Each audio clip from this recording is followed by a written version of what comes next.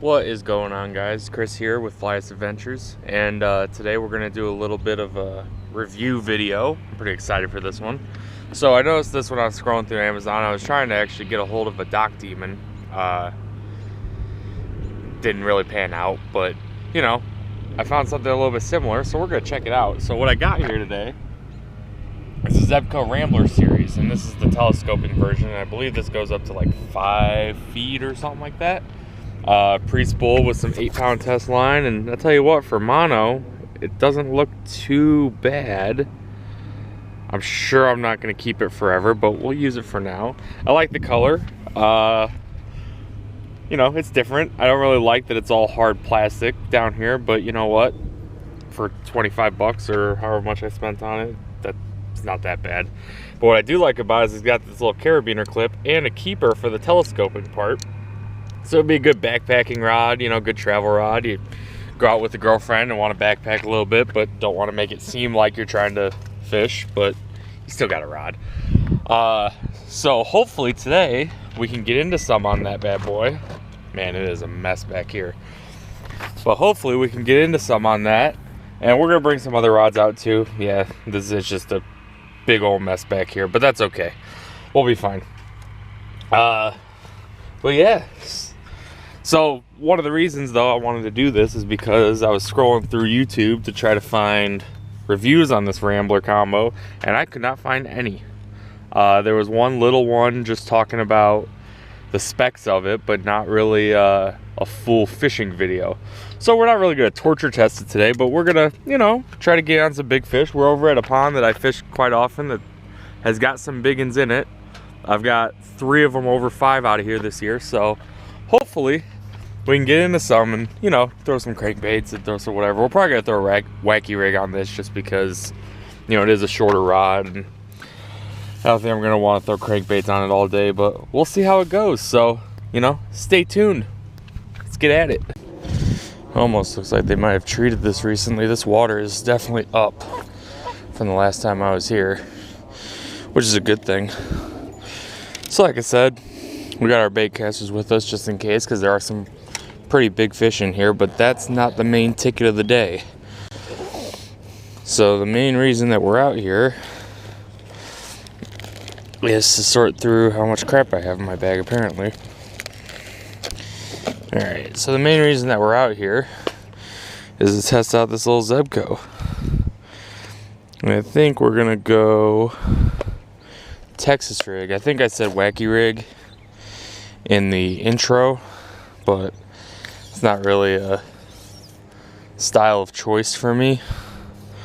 I've never been big into the wacky rig, but I do like the Texas rig for the Senkos. So we're gonna do that. We're gonna throw some Guggen Lunker logs, because why wouldn't we? Like I said, this is a telescoping rod, so you can see I'm just kind of extending it out right now, and I think they said it goes to like 5'2" or something like that. Yeah, 5 feet 3 inches, medium action, 1/16 to 1/4 ounce. So we should be able to throw the wacky just fine.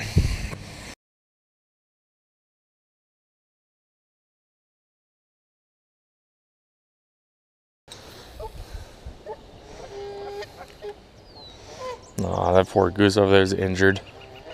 That sucks. We're gonna give her a wide berth and let her relax. The casts are pretty decent. Man, that tip is weirdly sensitive.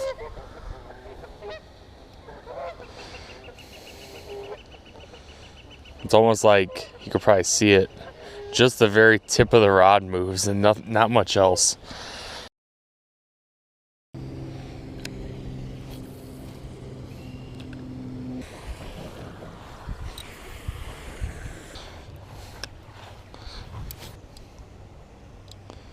I mean, I guess we could always hook it up here on the eye. I know you're not supposed to, but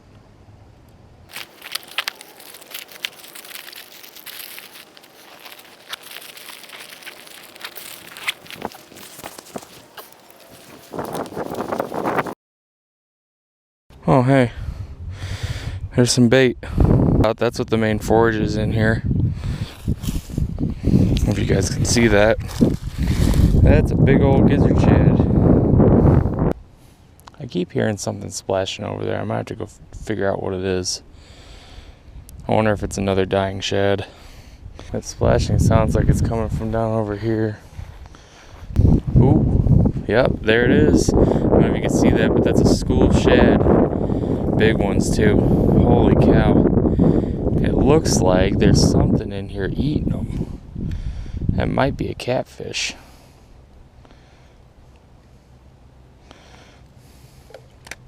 That's unbelievable. I don't know if you guys can even see those, but there are just dozens of little shad swimming around.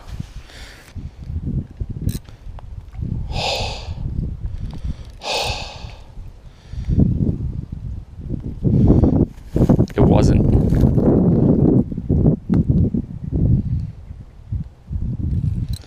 It was a decent bass, and he just got me onto a snag.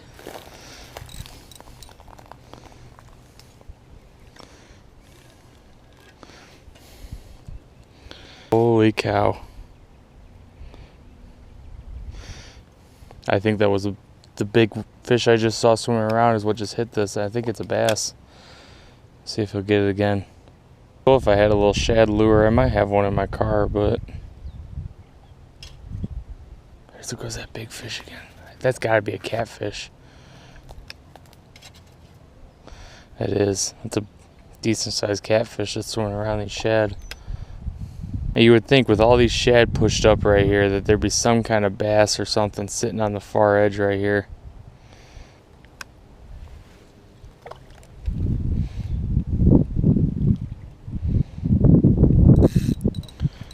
There's a fish. Little bass. Alright, boat flip. Well, we got one. Not big, but we got one. Mission accomplished. Caught a fish on the Rambler. Little guy. We were able to boat flip him, so that's a good sign. So, I know that wasn't a long fight, but the drag is not amazing. As to be expected. Gosh, there goes that catfish again. You can probably see him now. He's got some kind of wound on top of his head, probably from brushing up along all these sticks. Not the most sensitive rod in the world, but you know, it does the job. I'd like to get into a big one on this thing and see what it really does. So what I'm really waiting for while I'm watching all these shad swim around is I'm waiting to see a big bass come up here. And you can see the catfish is right here hanging out. And he keeps swimming back and forth. You know he's chasing shad. Just a massive bait fish, basically.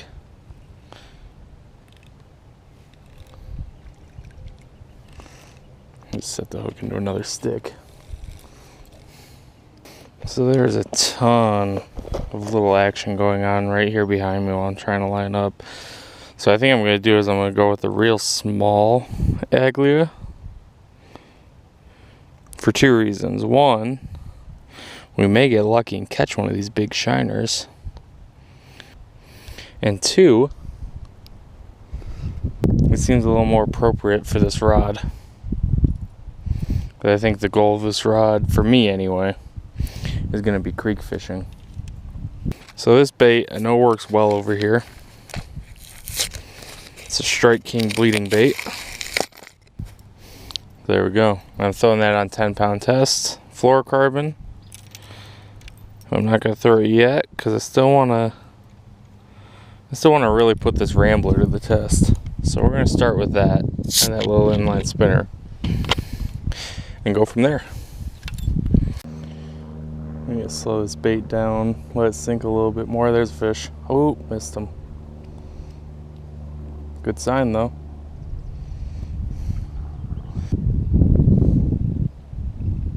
Ooh, there we go. Little bass. Ooh, he's got chases. Oh my goodness. I swear a shad was just chasing him. Well, there we go. We caught a little one on that little Aglia, which is kind of what I expected, but that's okay. It is a fish. A little better. At least I hit harder. There you go. So I don't know if you guys can hear that, but when I'm reeling in a fish on this, man, he is fighting. But when I reel in a fish on this, that reel kind of screams at you. Does not like to reel in fish. Man, they are just taking it right in that gill plate. There it goes. That nice little hook didn't do a lot of damage, so another smaller bass, but better than the last one. A couple bass. I think these shad are all, they're pushing all the other fish away. Oh, there's a lot of fish around this edge here. Yeah, they're all shad. It's all the bait fish. And so they're chasing a lot of these baits and nipping at the back of it, but they won't. Their mouths are so small, you know? I don't even know what a shad is. It's like a roach. Oh, okay, yeah. Very similar fish. Right. But I do have some little ice jigs in my car. I think I'm going to try one and see if I can't catch a few. Okay. Why not? They're here, right? Well, you normally go home stinking when you go. Yeah, well, there's a big dead one right here. That's okay. That's okay. That's okay. Yep, you too.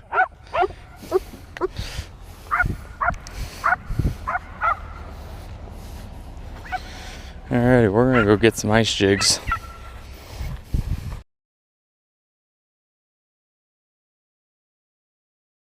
Oh, got one. Oh man, they keep spitting it. Their mouths are so small. That's the hardest thing about it. I know I have stuff that, like flies that I could use, but I don't really have the right weight fly rod with me. The lowest I have with me right now is a 6 weight, and I probably wouldn't even be able to feel the bite. We're gonna go ahead and take off this snap swivel. So what I'm gonna do is I'm gonna tie out a little loop like you would do for a streamer if you're fly fishing.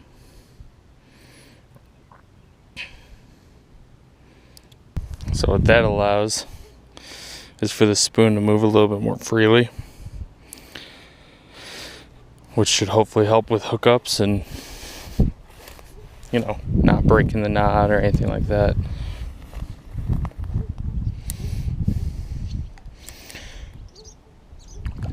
Oh, I had another bite.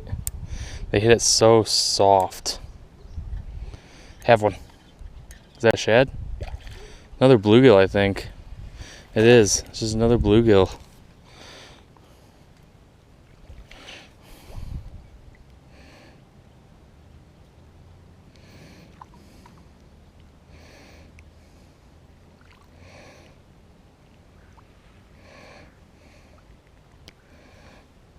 Ow.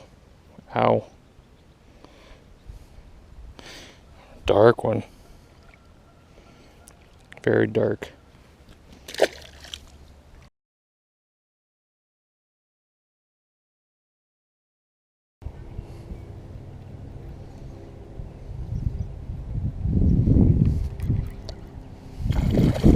That was a cool take.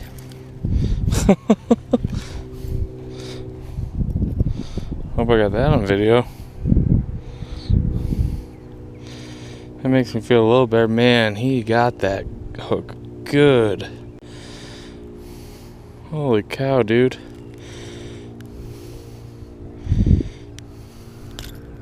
There you go. He wanted it.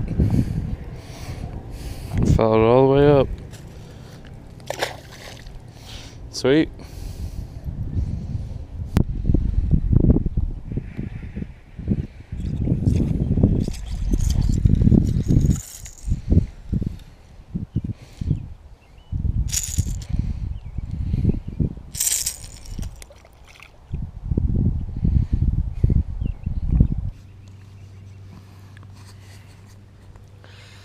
Alright, I think that's where we're gonna call it, here on the bank.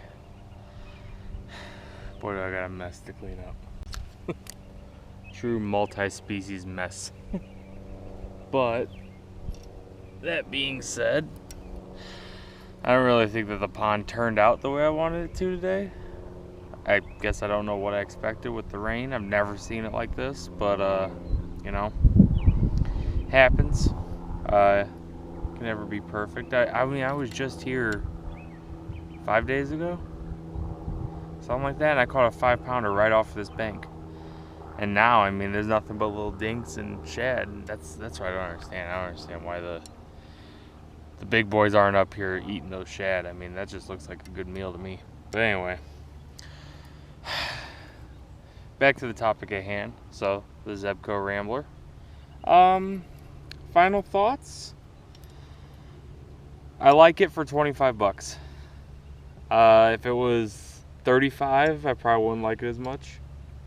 I mean, you gotta think with what you're working with here, right? So you've got pretty heavy gear, right? So you've got a heavier spinning reel. This hard plastic's a lot heavier than any, like, you know, cork or, you know, anything like that, or having a split grip.